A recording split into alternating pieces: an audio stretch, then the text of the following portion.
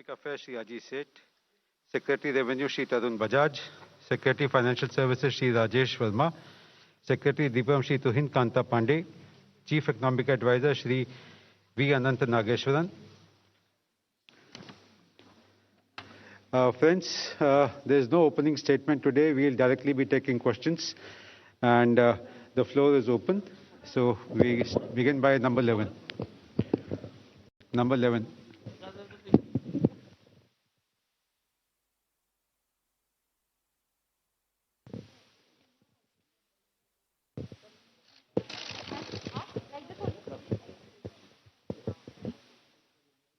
Good evening, ma'am, and to your entire team on the budget.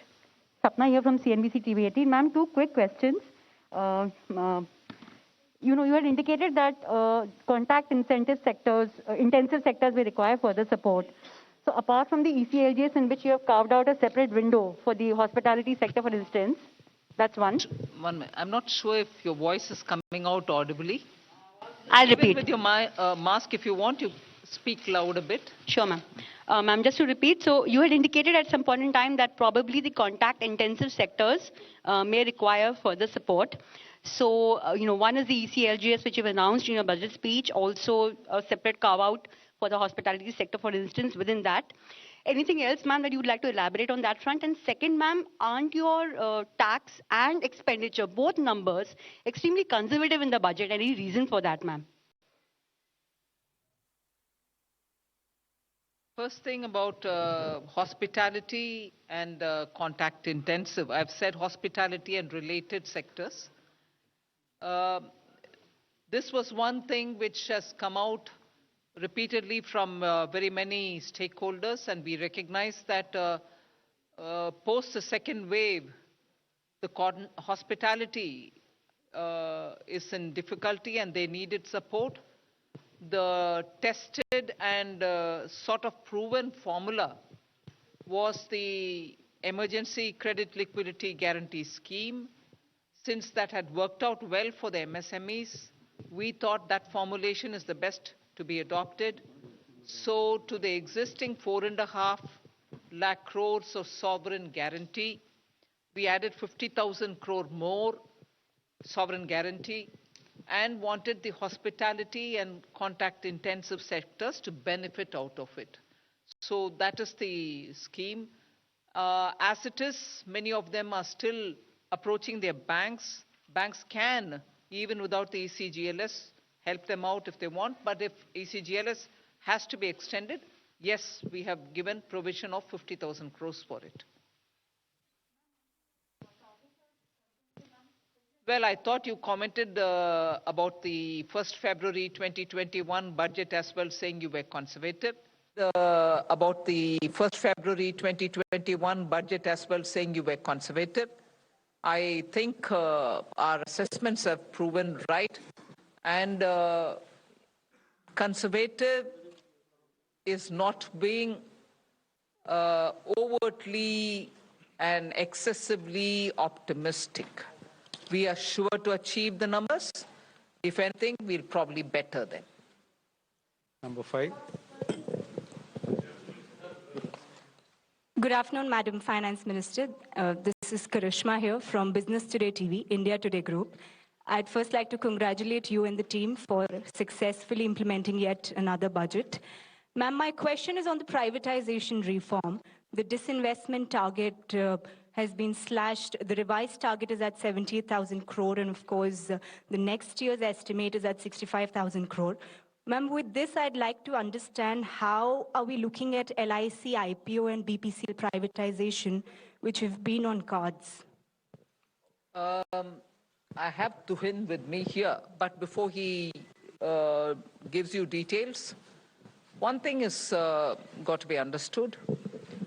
LIC, we've already sort of told you that in all probability it is going through this year. I've made a specific mention of that in the budget.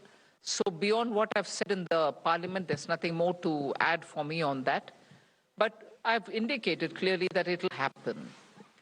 Now, assessment for the rest of the year about the number being big or small as per your view, I'll have Tuhin get into the details. But we have shown the intent of the government in that Air India got cleared, NINL has found its buyer. There's a little bit more work to be done there, but you are saying that we are progressing in many of these. So I think we've been very realistic in telling what we'll do and achieving what we've told. Tuhin, you want to add anything more onto this? Yes. I'll just want to add that disinvestment actually is in accounting terms, when actual receipts to the government. Now, when we, for example, do NINL, nothing comes to the government in accounting terms. But that doesn't mean we are actually progressing towards privatization in a faster way. So emphasis is on completion of transactions and implementation. And if we keep too high a target, sometimes it also distorts the market, because nothing stops us from achieving when we want to achieve in disinvestment as per the plan which we are there. So ma'am has also mentioned that the ongoing transactions will be carried on and they will be completed. And this transactions, as and when they mature, they come to that. And secondly, on the revised estimates being 78, we should not also conjecture what will be the size of LIC IPO based on that, because valuation is yet to reach the final conclusion based on which we will do that. And there have been instances of actual receipts being different from even the RE figures, so you should not read too much into it. Okay, 122. Hi, ma'am. Meghna Mittal from Newsrise. The budget has remained completely silent on India's listing on the foreign indices. There was an expectation that a tax amendment might happen to enable that. Has that been put on hold, or what is the plan on that?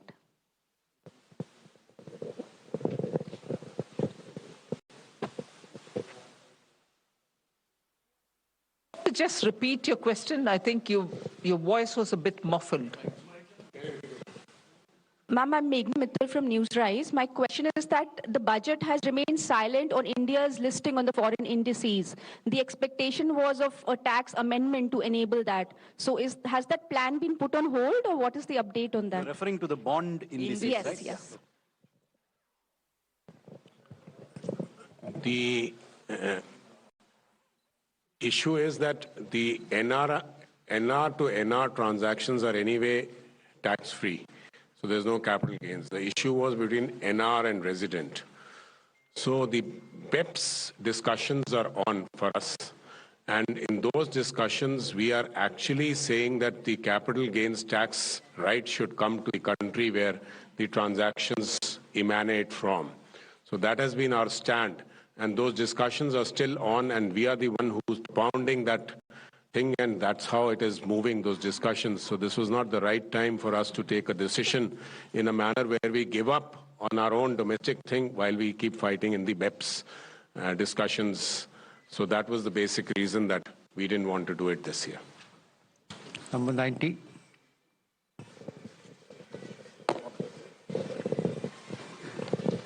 Ma'am, firstly, congratulations. Just two quick clarifications. One is on cryptocurrency, because you did touch about the RBI now giving digital rupee, and it will start from next year. And you've reflected that in the finance bill. You've also taxed cryptocurrency, but there's no regulation. So how are you going to work on that? I'm a little bit keen to understand that.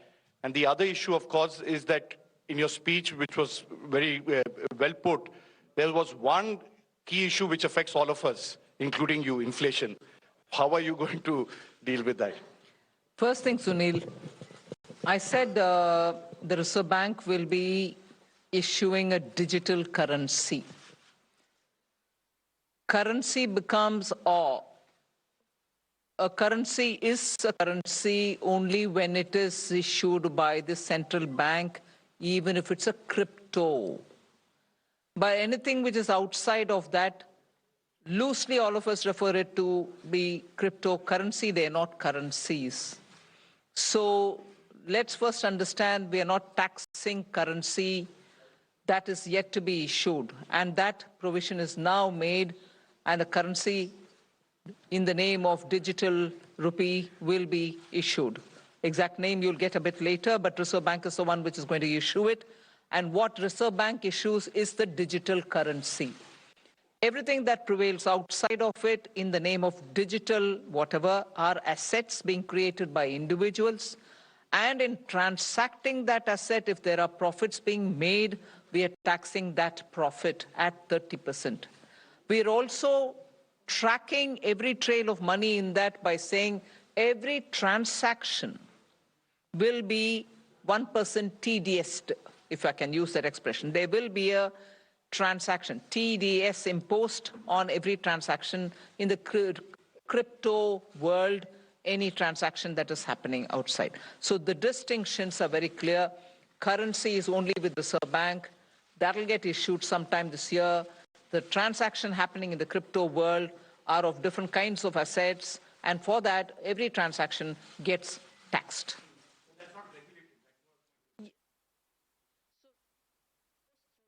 Process. I don't wait till regulation comes into place for taxing people who are earning profits, can I? Well, every budget doesn't speak explicitly about inflation and its impact, but of course, if you're talking of numbers, money, credit, liquidity, and also supply and demand of essential goods and others, you keep in mind inflation. Okay. 11.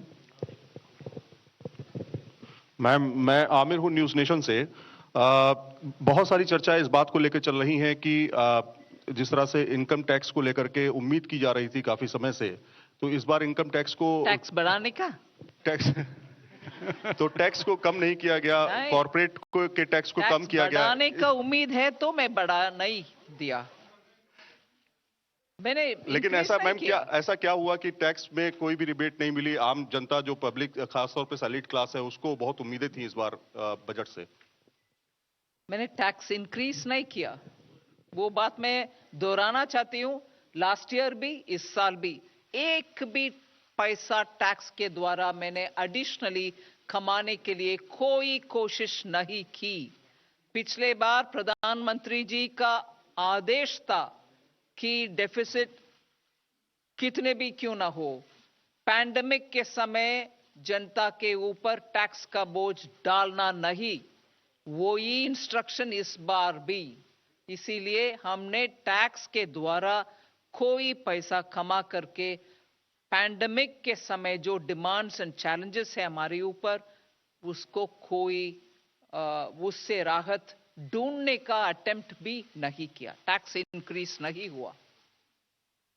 1 to 4.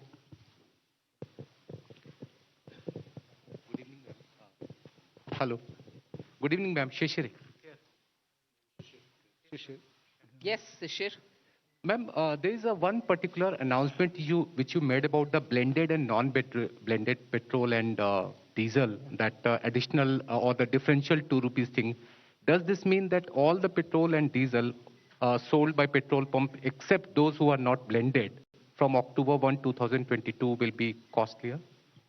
We certainly want to encourage blended fuel. That's a simple message in that. Anything else you want to add, Tarun? We have discussed with the Ministry of Petroleum. We have also collected data on what is not being blended.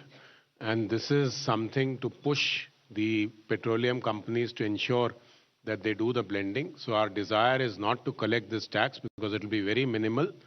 But the desire is that the blending happens, and to that extent it benefits the country. 106. मंत्री जी, हमारा आपसे मैं ऐसे मासिफ इन दिनों से मेरा सवाल है कि आपने अपने बजट भाषण में कहा है कि 80 लाख लोगों को मकान दिया जाएगा और रोजगार बढ़ाया जाएगा। ये किस तरीके से? ये किस तरीके से? आप इंफ्रास्ट्रक्चर में जब इस साल 5.5 लाख करोड़ का खर्च हम उठा रहे हैं, वो 34% या उसे थोड़ा कम पिछले साल से कंपेयर करते हुए, और इस साल आने वाले साल के लिए जो बजट आज पेश किए उसमें 5 लाख करोड़ 7.5 लाख करोड़ तक पब्लिक इन्वेस्टमेंट मतलब कैपिटल एक्सपेंडिचर हम बढ़ावा दे रहे हैं उतना अमाउंट तक, उससे तुरंत जॉब्स के ऊपर पॉजिटिव असर पड़ेगा। क्योंकि जब खर्च उठा रहे हैं हम एसेट क्रिएशन के लिए, रोड्स बनाने के लिए, एयरपोर्ट्स के लिए, सी पोर्ट्स के लिए, इनलैंड वाटरवेज के लिए, ये सब काम करने के लिए जो रोजगार पैदा होता है, आवश्यक है, उससे जॉब्स इंक्रीज ही होगा। उसके अलावा हमने प्रोडक्शन लिंक्ड इंसेंटिव्स 14 सेक्टर्स में दे रहे हैं। मतलब मैन्युफैक्चर करने के लिए हर एक नया यूनिट जो वो उत्पादन करेंगे उसके लिए इंसेंटिव देने के कारण और उसके पीछे एक बहुत बड़ा इंटरेस्ट है कि ये मैन्युफैक्चर बढ़ाने के समय जॉब्स भी बढ़ाते हैं। सो पीएलआई के पीछे ये भी हमारा मकसद है कि जॉब्स इंक्रीज होगा, इसीलिए पीएलआई देना है। वो सेकेंड बात है। तीसरी, अभी 60,000 crores have been added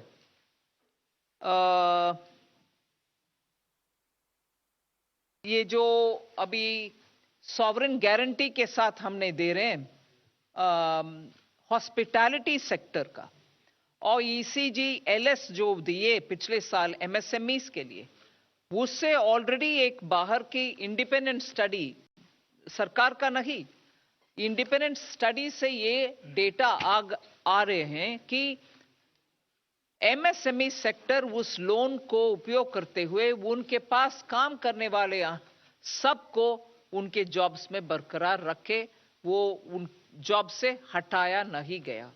सो सरकार के प्लान हर एक ऐसे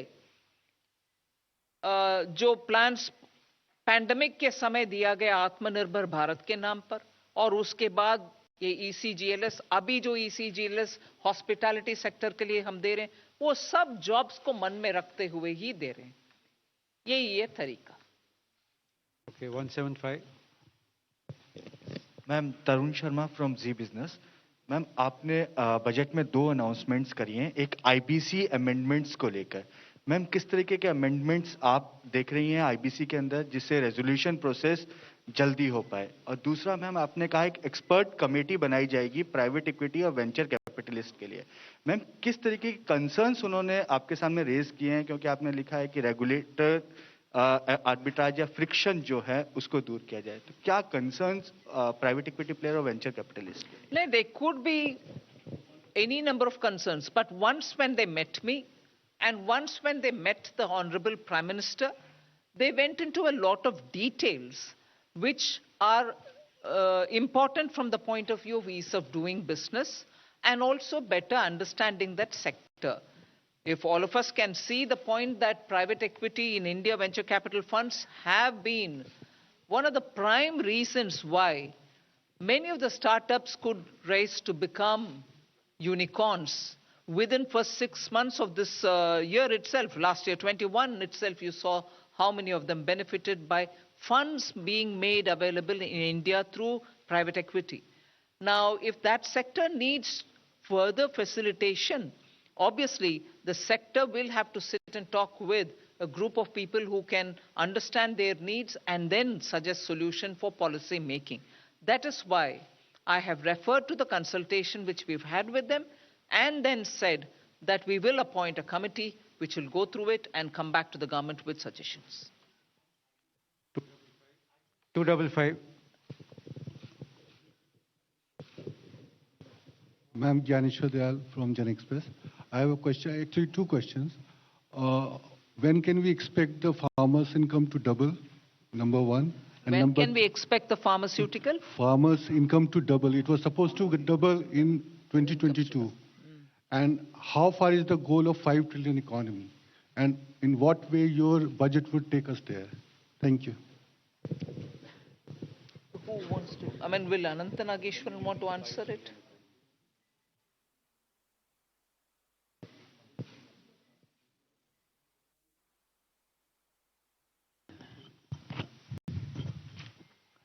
So if you look at the amount of minimum support prices that was given out this year, and also the record procurement. So we are well on our way to helping the farmers. Is your mic all right? Or do you want to, the voice is not coming out.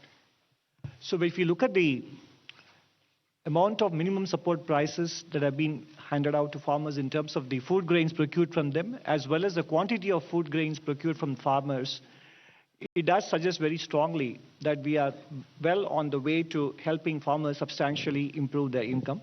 Those statistics are given in Madam's speech document as well.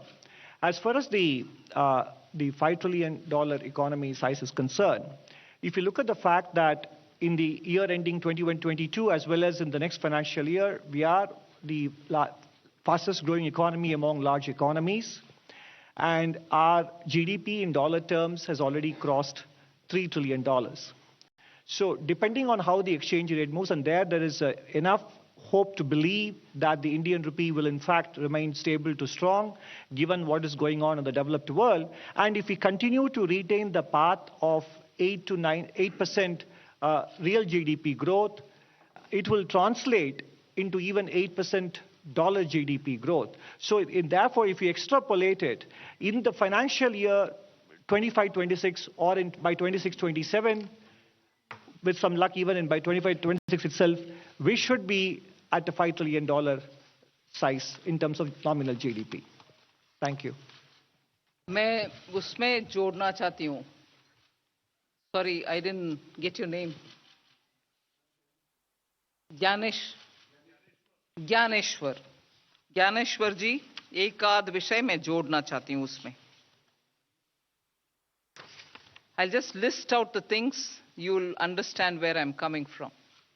MSP, urea, micronutrients, मैं एक सिर्फ urea subsidy का number बोलती हूँ. Budget 21-22, मतलब 1 फरवरी 21 में जो budget दिया गया, उसमें 58,768 was the allocation for urea subsidy. This time it is 63,222 आने वाले साल के लिए. ठीक है? और एक्चुअली 58,768 जो बीई में बोला गया यूरिया सब्सिडी, वो आरई में 75,930. इसका मतलब है कि इंटरनेशनल यूरिया प्राइसेस जितने भी इंक्रीज नहीं हुए, it's all right, it got increased, मगर वो बोझ किसान के ऊपर पड़ने नहीं दिया.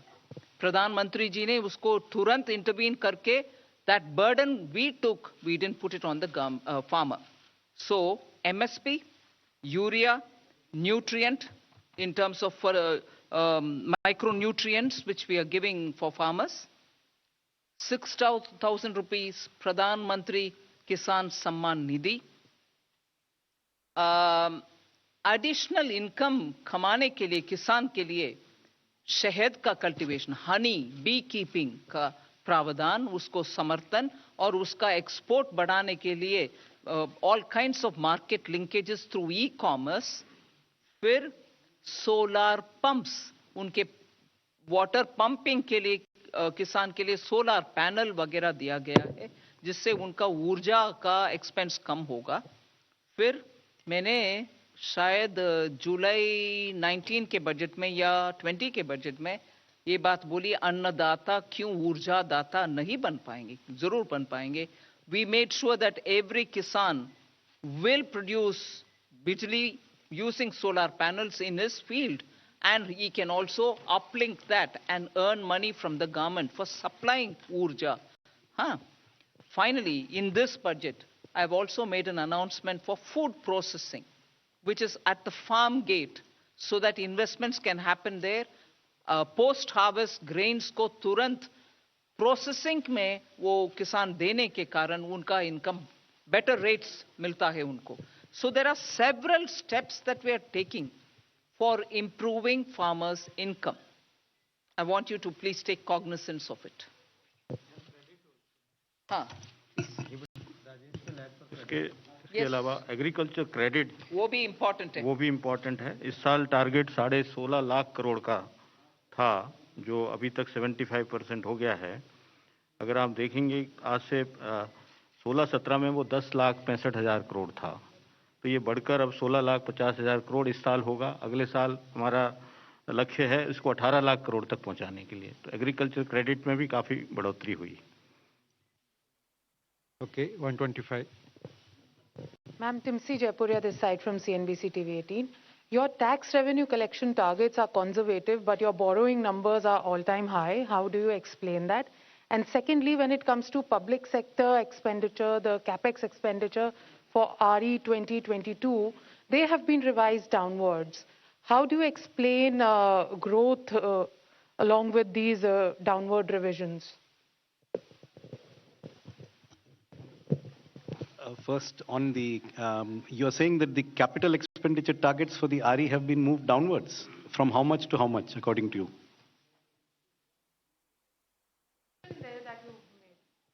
Okay. No, not in the capital expenditure budget estimate was 5,54,000 crores. The revised estimate, after removing the actual revised estimate is 6,03,000 crores. But even if you exclude 52,000 crores, which is an Air India sundry dues repayment, it is 551. So the RE is 551 against a budget estimate of 554. That is statistically insignificant. So basically the capital expenditure targets are expected to be achieved.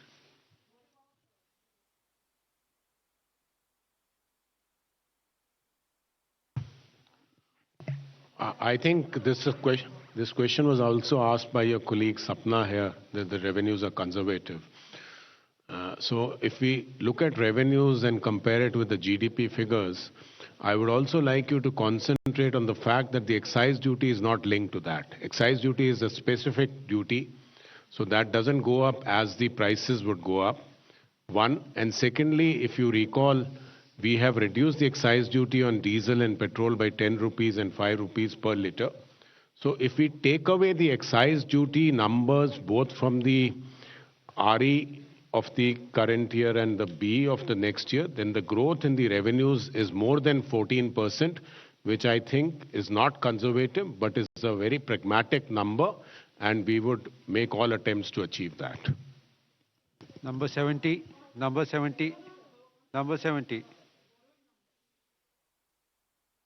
No, the borrowing number is nothing but the fiscal deficit minus the expected small savings collections and the other sources. So they tally. I mean, it is 16,61,000 is the total fiscal deficit. 11,80,000 or something is the net borrowing requirement. The difference is small savings and certain other sundry receipts. I don't see any, there is no artificial, that's a very realistic number. It's based on our best estimate of what will be collected in small savings, and net of that is the borrowing requirement. Ujjwal Narayan from Newsrise. Ma'am, in last year budget, you have announced about sale of privatization of 2 state-run banks. But this year, there is nothing that sort has been confirmed in the budget.